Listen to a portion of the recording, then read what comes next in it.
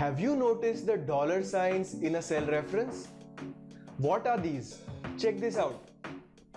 The same cell can appear to be cell A1 sometimes as $A $1, and sometimes like this.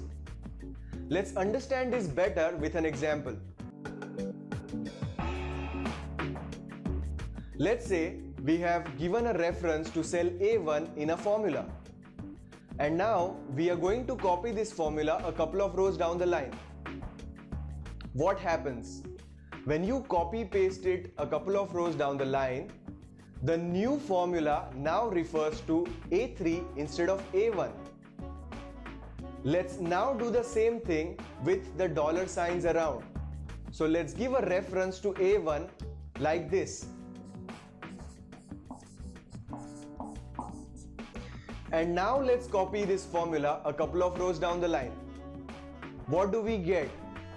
The reference in a new formula is still this. It has not changed.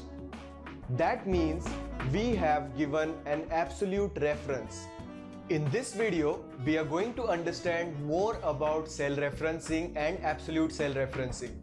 Note in Excel, the alphabets represent column references and the numbers represent row references. When I have a dollar sign preceding both of them, that means I have absolutely referred the row as well as the column.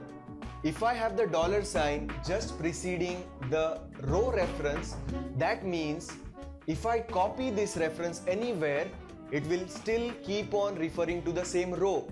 However, the column is flexible. Look at the last example now. The dollar sign precedes the alphabet here. That means the column is fixed. If I copy such a reference to any new place in Excel, the column will remain the same, but the rows can change. Depending upon what is your need, you can use either of these four and create flexible formulas which are easy to use. Let's understand this with an example. In our example, we have the growth rates which change year on year. However, they are same for all the people. That means we need to refer to the same growth rate for different people. That is the same row. However, the columns can change.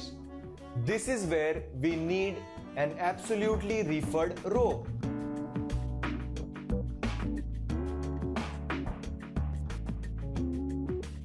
In our another example, the commission rate is different for each salesman.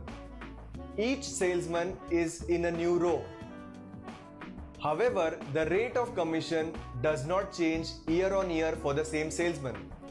That means for our formula, the cell reference to commission should refer to the same column, but it should change the row whenever it is replicated for a new salesman. This is where we need an absolutely referred column. That means the column should remain the same, but the rows can change.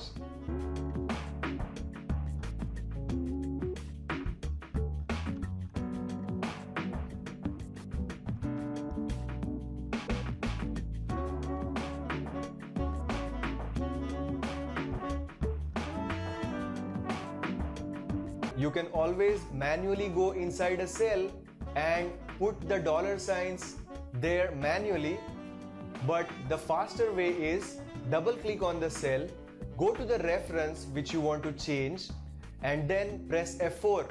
What happens? The cell reference will look something like this. You have the dollar signs preceding both of them, the column reference as well as the row reference. That means you have created an absolutely referred cell. If you press F4 once more, it changes to $1. This means that you have created an absolutely referred row. The column is still flexible. If you press F4 the third time, it will change to this. This means now the column is absolutely referred and the row is still flexible. If you press it once more, it will change back to the fully relative reference. Use this to create flexible formulas which can be copied across a lot of cells and reduce the amount of your work.